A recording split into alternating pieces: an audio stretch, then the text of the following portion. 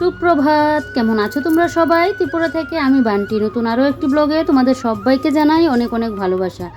আজ হলো সোমবার, আজকে তো শ্রাবণ মাসের দ্বিতীয় সোমবার। তো এদিকে সকাল সকাল ঘুম থেকে উঠেই স্নান পর্ব কমপ্লিট। এবারে শাশুড়ি মা নিয়ে আসলো বেলপাতা, তো বেলপাতাটা এদিকে ধুয়ে নিলাম।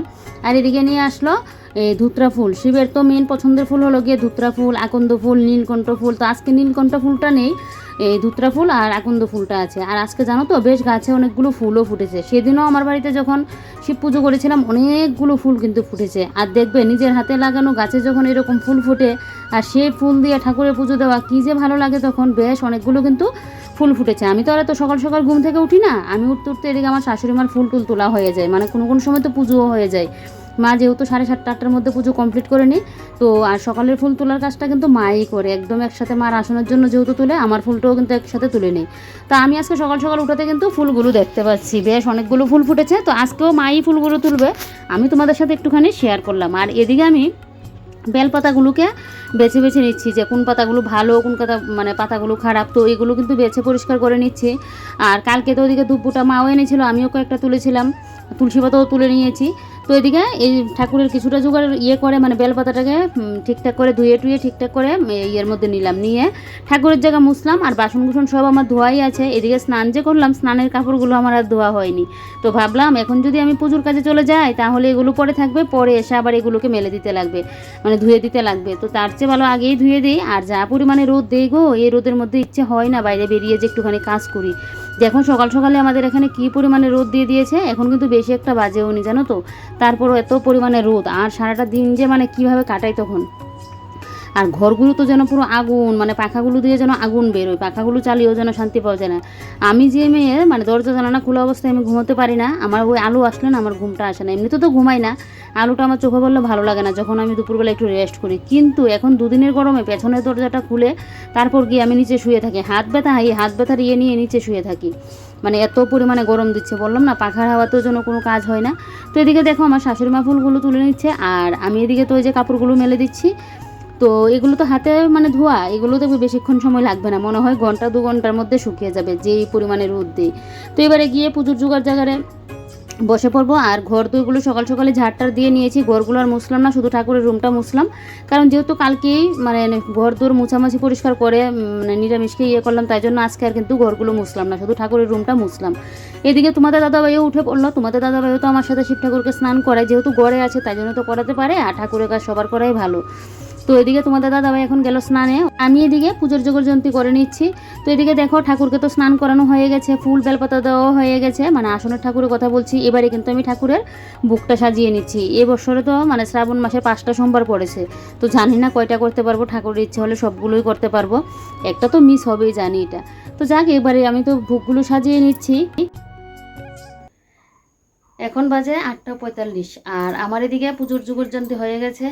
আর তোমার দাদা হয়ে গেল এখন দোকানে, মানে আমাদের পাড়ার দোকানেই ওই মিষ্টি আনতে আর হলো গিয়ে তোমার দইটা আনতে।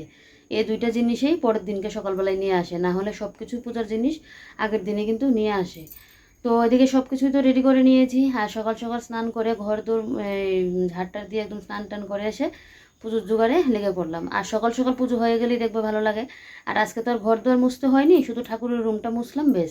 কালকে যেহেতু নিরামিষ খেয়েছি, সকাল সকালে ঘরটা মুছেছিলাম, রান্নাঘর বেডরুম সব কিছু মুছেছিলাম, তার জন্য আজকে কিন্তু শুধু ঠাকুরের জায়গাটা মুছলাম।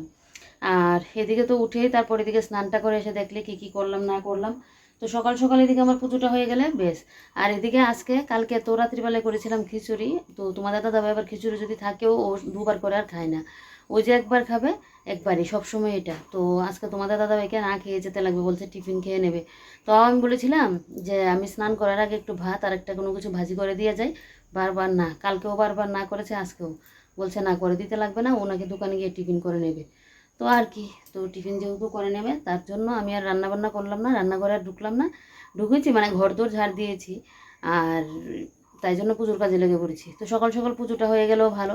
এখন তো 9টা মানে 8:45 বাজে, 9:30টার মধ্যে আমার কিন্তু পুজো কমপ্লিট হয়ে যাবে। তারপর গিয়ে আস্তে ধীরে সব কিছু মানে ঠাকুরের জায়গা পরিষ্কার টরিষ্কার করে রান্না করে যেতে যেতে সেই মনে হয় 11টা বেজে যাবে। সেদিনও পুজো দিয়ে রান্নাবান্নার কাজ রান্নাবান্না শেষ করতে করতে সেই আমার এই 2:30 না 3:30টার মতো বেজে গিয়েছিল। তো যাক পুজোর দিন তো একটু লেট হবে, আর সকালে যেহেতু টিফিন খেয়ে নেবে ব্যাস কোনো অসুবিধা নেই। কি বলো তো, আমি যে এখন মোবাইলটা ধরে এভাবে কথা বলছি না, আমার এই হাত একদম পুরো যেন বেঁকে যাচ্ছে, এত পরিমাণে যন্ত্রণা হচ্ছে। বেশিক্ষণ হাতে নিয়ে মোবাইল কথাও বলতে পারি না, ওই স্ট্যান্ড লাগিয়ে তারপর কথা বলতে লাগবে। তো চলো তোমাদেরকে দেখাই পুজোর জোগাড়টা কী কী করেছি। এদিকে দেখো ঠাকুরের যে থালাটা এখানে কিন্তু সাজিয়ে নিয়েছি। এখানে নিয়েছি গঙ্গার জল আর নর্মাল জল নিয়েছি। এদিকে আমি দুধ, তারপর দইটা শুধু দেওয়া হয়নি, ঘি, মধু, তারপর যেন কী দিলাম, দুধ, দই, দুধ, ঘি, মধু এটা দিয়েছি। এখন চিনিটা আর দইটা দিতে লাগবে। আর এখানে আস্ত ফল নিয়েছি, একটা আপেল আর একটা কলা। যেহেতু তোমাদের দাদাভাইও করাবে, ঘরে আছে বলে ওকে বলছি যে তুমিও করে নাও, এত সকাল সকাল তো আর কিছু খাইনি। গত বছরেও করেছিল, আর গত বছর তো আমার ঘরে শিব এসেছিলো, শিব ঠাকুর এসেছিলো, তো তার কারণে গত বছর থেকে কিন্তু তোমাদের দাদাভাই আমার সাথে করাই। ওই ফাল্গুন মাসের এটা তো আর করাতে পারে না, শুধু এটাই করাই। তো এদিকে দেখো এবার আস্ত ফলের মধ্যে দুইটা নিয়েছি, আর এখানে নিয়েছি ফুল নিয়েছি, আর এদিকে নিয়েছে আকন্দ ফুল, ধুত্রা ফুল। আকন্দ ফুল 3টাই শুধু, আর ধুত্রা ফুল 2টা, 3টা ছিল, একটা আমার কাকি শাশুড়িকে দিলাম। আর এদিকে দুব্বো নিয়েছি, বেলপাতা নিয়েছি, তারপর এখানে নিয়েছি তিল, আর এখানে নিয়েছি দান। কারণ শ্রাবণ মাসের দ্বিতীয় সোমবারে তো ঠাকুরকে তিল অর্পণ করতে লাগে, তো তার কারণে কিন্তু তিলটা নিয়েছি। আর এখানে যেটা মেয়ে নিয়ে, এটা হলো গিয়ে ঘিয়ের প্রদীপ। তো এখানে ঘিয়ের প্রদীপ করে নিলাম। আর এদিকে তো ঠাকুরের গাছেও আজকে বেলপাতা দিলাম, অনেকগুলো বেলপাতা হয়েছে, তো বেলপাতা ফুল দিয়ে সাজিয়ে নিয়েছি। আর আজকে যা যা এখানে ফুল দেখতে পাচ্ছ সবগুলো কিন্তু আমার গাছের ফুল, এই যে দেখো। তো এদিকে দেখো এই যে ঠাকুরের এখানে থালাও সাজিয়ে নিয়েছি। আর এখানে শিব ঠাকুরের জন্য আলাদা করে আবার একটা ভোগ সাজালাম। আমি কিন্তু এখানে মানে 5টা থালা সবসময় দিয়ে 5টা থালাই দিয়েছি, তারপরও আলাদা করে আবার ঠাকুরের জন্য একটা ভোগ সাজালাম। তো সব কিছু জোগাড়যন্ত্রী করা হয়ে গেছে, এই যে এখন শুধু পুজো দেওয়ার বাকি।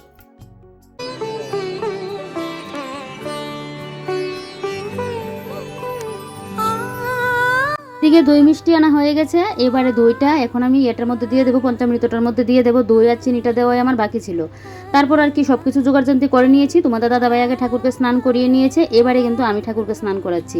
সেদিন আমি মানে ফার্স্ট সোমবারের দিন আমি আগে স্নান করিয়েছিলাম, তো আজকে তোমাদের দাদাভাইকে বললাম আগে করে নাও, তারপর গিয়ে আমি করি। তো এদিকে দেখো এবারে ফার্স্টে তো আমি গঙ্গা জল দিয়ে শিব ঠাকুরকে স্নান করিয়ে নিয়েছি, তারপর কিন্তু পঞ্চামৃতটা যে বানিয়েছি ওইটা দিয়ে ঠাকুরকে স্নান করিয়ে নিলাম। আর শ্রাবণ মাসের দ্বিতীয় সোমবারে যেটা মানে ঠাকুরকে অর্পণ করতে হয় সেটা হলো গিয়ে তিল। প্রথম সোমবারে যে এরকম আতপ চাল দিয়েছিলাম, তো শ্রাবণ মাসের সোমবারগুলোতে না এক একটা সোমবারে এক একটা জিনিস কিন্তু দিতে হয়। তারপরে তো এদিকে এই ঠাকুরকে চন্দন লাগিয়ে নিলাম, তারপর এদিকে বেলপাতার মধ্যে চন্দন লাগিয়ে আমি কিন্তু বেলপাতাগুলো দিয়ে দিলাম। তারপর তো একে একে ঠাকুরের পছন্দের ফুলগুলো দেবো, তারপর দান দুব্বু দেবো, তারপর ঠাকুরকে যে ফল নিবেদন করতে হয় একটা আস্ত ফল দেবো। আর তো এদিকে ঠাকুরের জন্য ভোগ টুক সমস্ত কিছু সাজিয়ে নিয়েছি, বলতে পারো এদিকে আমার স্নান করানো কিন্তু কমপ্লিট। এবারে ঠাকুরের পছন্দের ফুলগুলো কিন্তু আমি একে একে দিয়ে দিচ্ছি। কী যা ভালো লাগে এরকম সকাল সকাল উঠে ঠাকুরের পুজো করতে। তার উপর মানে শিব ঠাকুরের পুজো তো মানে বলে লাভই নেই। সব ঠাকুর মানে ভগবান একজনই, আমি জানি সব ঠাকুরের পুজো করতে ভালোবাসি, আমার পুজো আরতি করতে একটু বেশ ভালোই লাগে। আর এদিকে শিব ঠাকুরের স্নান করাচ্ছে, আর তো বলে লাভই নেই। তো সব কিছু জোগাড়যন্ত্রী করে আমি এদিকে পুজোও দিয়ে নিলাম। তারপর আর কি এদিকে সবার প্রসাদ টসাদ খাওয়া হয়ে গেছে। তোমাদের দাদাভাইও খেয়ে দোকানে চলে গেলো, আমিও প্রসাদ খেয়ে নিলাম। আর ওকে তো বললাম বারবার ওই যে রান্না করে দিতে, ও তো বারবার না করলো। তো এদিকে যাবো এখন কাকিমণির ঘরে। তো এদিকে দেখো এদিকে যাওয়ার পথে এদিকে টমির সাথে দেখা হয়ে গেল। আর কাকিমণির ঘরে দেখো গোপাল সোনাকে কী ভালো লাগছে না, একদম সাজিয়ে টাজিয়ে রেখেছে। আর এদিকে রাধাকৃষ্ণ ঠাকুরকেও দেখো করে নিয়েছে। আর এদিকে কাকিমণির ঠাকুরকে স্নান করানো হয়ে গেছে। তারপর আর কি চলে আসলাম এখন ঘরে, কারণ এদিকে ঠাকুরের বাসনকুসনগুলোও ধুতে লাগবে। আর এই জায়গাটা দেখো সেদিন এরকম করে ডেকোরেশন করেছিলাম। এই জায়গাটায় মানে একটা সাইড দিয়ে থাকতে থাকতে না গাছের মধ্যে মরিচ গাছগুলোর মধ্যে পোকাও হয়েছিল, এই গাছগুলো তুলেছিলাম, তারপর এই গাছ মধ্যে অনেক পোকা হচ্ছিল। তো ভাবলাম এক সাইডে দিয়ে না রেখে একটু অন্যরকমভাবে রাখি, কদিন বাদে আবার চেঞ্জ করে দেবো। তো ওইদিকে তোমাদের একটু দেখালাম। তারপর এদিকে বাসন কুসন ধুয়ে এনে এই যে দেখো এখানে উপর করে দিয়ে রাখলাম, রোদে একদম শুকিয়ে গেলে তারপর গিয়ে ঘরে নেব। স্টিলের বাসন তো, আর দেখবে একটুখানি রোদ লাগলেই আর কোনো কথা নেই, এমনিতে শুকিয়ে যাবে, জলটা ঝরে গেলেই বেশ, তাহলে বাসন কুসন আর দাগটা পড়ে না। যদিও আমি প্রত্যেক দিন যে ঠাকুরের পুজোর বাসন কুসনগুলো এগুলো রোদে দিয়ে নেই না, এমনিতে অন্য বাসন ছিল বলে তাই জন্য সব বাসন কিন্তু আমি রোদে দিয়ে দিয়েছি। এদিকে এবারে দুপুরে রান্নার জোগাড় করছি। সকালে তো তোমাদের দাদাভাই ওই যে বললাম মানে প্রসাদ খেয়ে গেল, আর দুপুরে তোমাদের দাদাভাইয়ের জন্য এই যে এখন ভাত বসিয়ে দিয়েছি। আর রাত্রিবেলায় যেহেতু আমি রুটি খাই, তোমাদের দাদাভাইও আমার সাথে কিন্তু রুটিই খাই।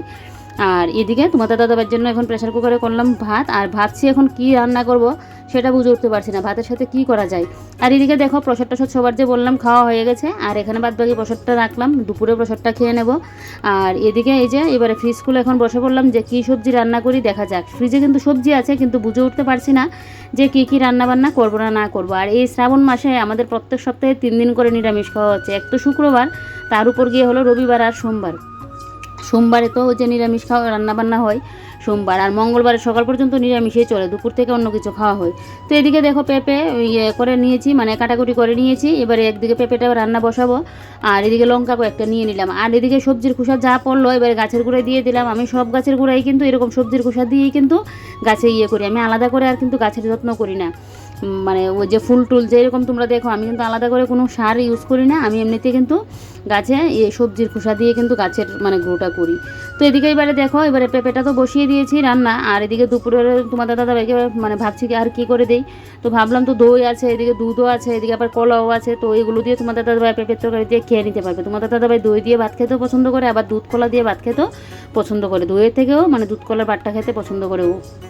তো যেহেতু এগুলো আছে আর অন্য কোনো কিছু করবো না, আর রাত্রিবেলায় তো আবার বললামই আলাদা করে ওই রুটি সবজি আবার আলাদা করে করা হবে। তো এইদিকে এই যে এদিকে আমি একটা বাসন পড়লো, তো এই বাসনগুলো এখন ধুয়ে নিচ্ছি।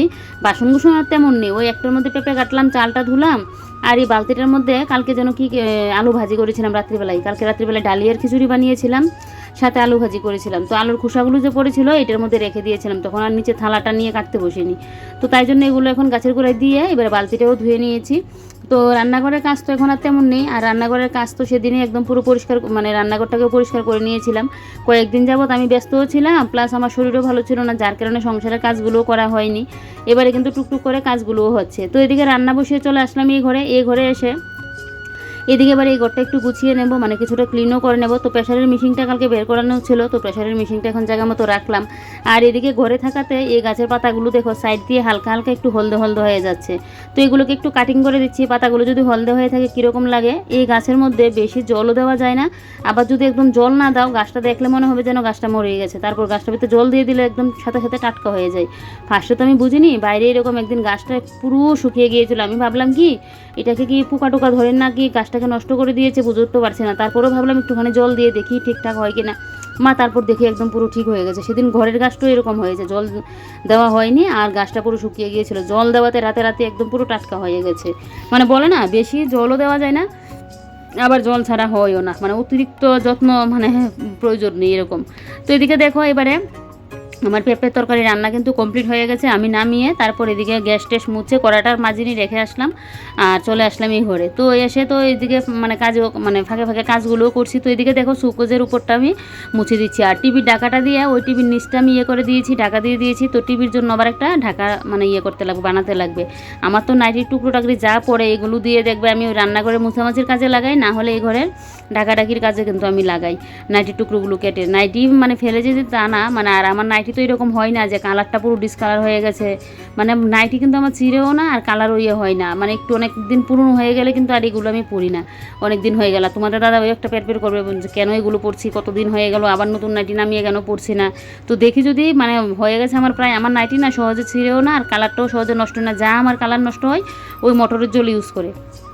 এরকম তো আর বাইরে মাটির মধ্যে আর মানে এমন কোনো কাজ তো আর করি না, যা কাজ ঘরের মধ্যে করি, যাই জন্য। আর এই নাইটিটা যে নিয়ে আসলো আমার মনে হচ্ছে 2-3 বছর হয়েছে, তাহলে বুঝো এই নাইটিটা এই কদিনই পরবো, তারপরে এই নাইটিটাকেও কিন্তু করে নেবো। মানে সবসময় একটা মানে নাইটি চোখে দেখতে গেলে দেখবে একটা যেন একঘেয়েমি চলে আসে সবসময় এটা। আর আমি যেহেতু ওই বললাম না জিনিসপত্রের যত্নটা একটু বেশি করি, নিজের শরীরের থেকেও জিনিসপত্রের যত্ন বেশি করি, তার কারণে আমার জিনিসপত্র যেন মানে বেশ মানে থাকে, ভালো থাকে, কালারও মানে সহজে নষ্ট হতে চায় না। কিন্তু এক ঘেমে একটা চলে আসে, এরকম 2-3 বছর যদি একটা নাইটি থাকে তাহলে কীরকম লাগে।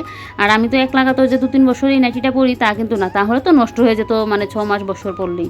তা আমি তো আর একরকম মানে এইভাবে পরি না, ওই 6 মাস পরে তারপর আবার আরেকটা নাইটি বের করে পরলাম, এরকম করে পরি, তো তাই জন্য কিন্তু নাইটিগুলো সহজে নষ্ট হয় না।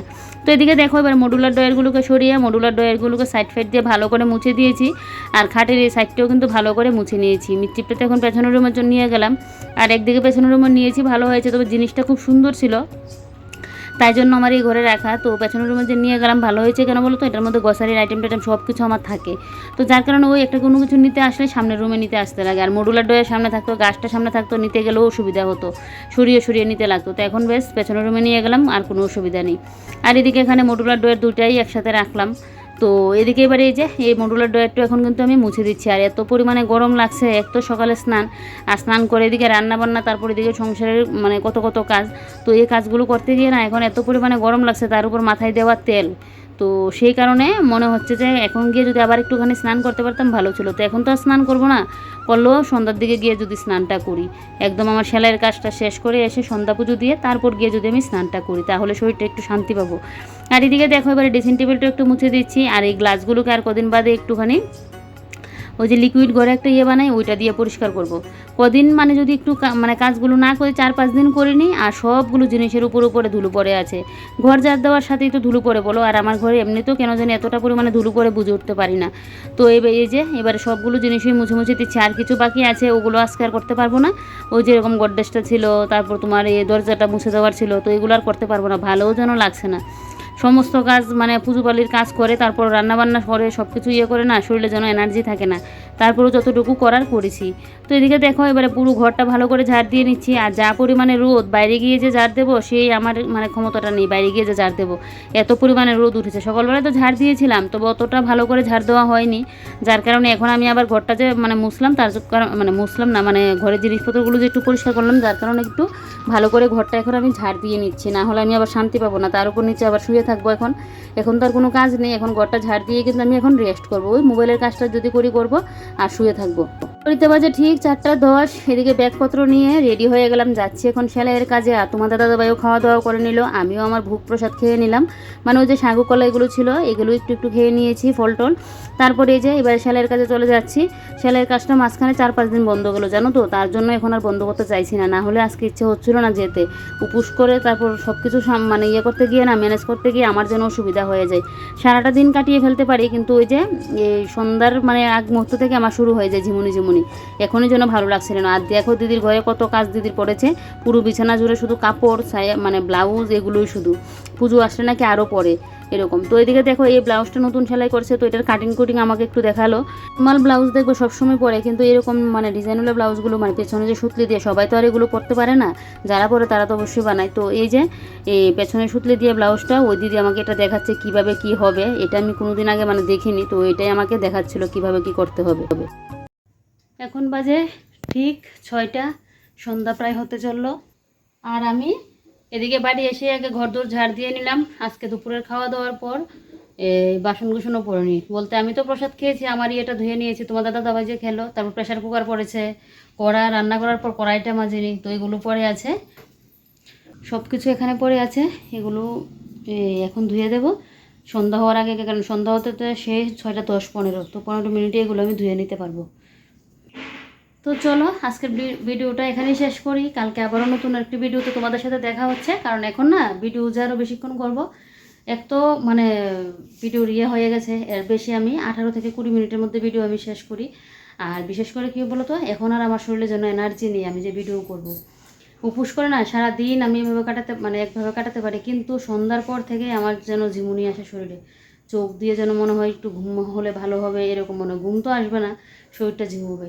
আগে যখন আমি একদম পুরো, এখন তো রাত্রিবেলায় রুটি খাই, আগে যখন উপোস করতাম শিব চতুর্দশীর এটা রাত্রি মানে সারাটা দিন ফল খেয়ে থাকতাম আমি। ওই সাগু কলা দুধ খাওয়া যায় ওইগুলো আমি পারি না, সারাটা দিন ফল খেয়ে কাটাতাম। আর ফল খেয়ে নিলে একদিকে হয়ে যায় গ্যাস, বেশি তো আর খাওয়া যায় না বলো, আর আমার শরীর এরকম অসুস্থ হয়ে যেত, তো যার কারণে আমি সাগু খেয়েও থাকতে পারি না।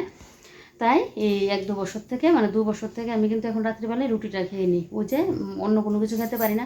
সাগুটা খেলে তো পেটটা একটু ভরে, পেটটা থাকে না, আমি তো খেতেই পারি না। তাই একটু এতটুকু ঠিক আছে, কিন্তু সারাদিনের উপোস আর সারা রাত্রিবেলার তো একটুখানি যদি সাবু না পেটে পড়ে তাহলে কি থাকা যায় বলো, তা আমি খেতে পারি না, আর কী করবো।